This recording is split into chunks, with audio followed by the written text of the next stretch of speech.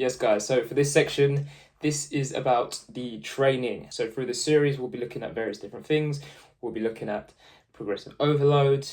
We'll be looking at intensity. We'll be looking at form. We'll be looking at the exercises you should be doing, how to structure a program, what your week should look like, a few different other things like cardio as well. So in today's one, we'll be starting with progressive overload. So what is progressive overload? It's kind of self-explanatory. It's over time of consistent training. When you get stronger, you put either your reps up or your weight up. As much as progressive overload is a result of you getting stronger first, you do also need to be consciously making sure you are attempting to do a heavier weight or attempting to do more reps. But if you stay on the same amount of reps and weight for long periods of time without even trying to go further, even though you might even have the strength to go further, you will be essentially leaving gains on the plate. You will not be seeing the results that you want to be seeing. I know this sounds very obvious, but a lot of people only seem to focus on progressing the weight. Now, in most and many cases, if you're doing the maximum weight you can do,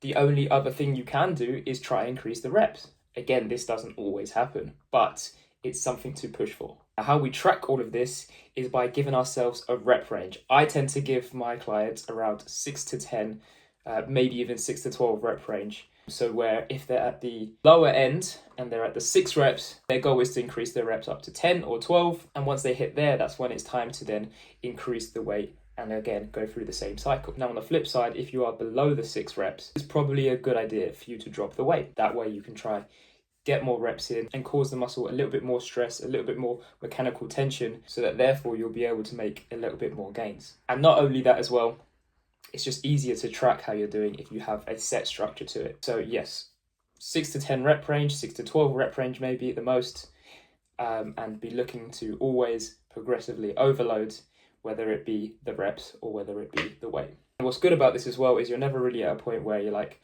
I've completed it. You always really have a new goal that you're trying to hit, even within the same program that you'll be running.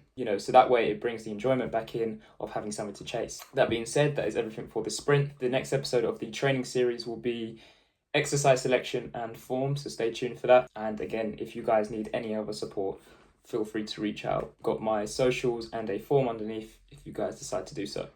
See you in the next one.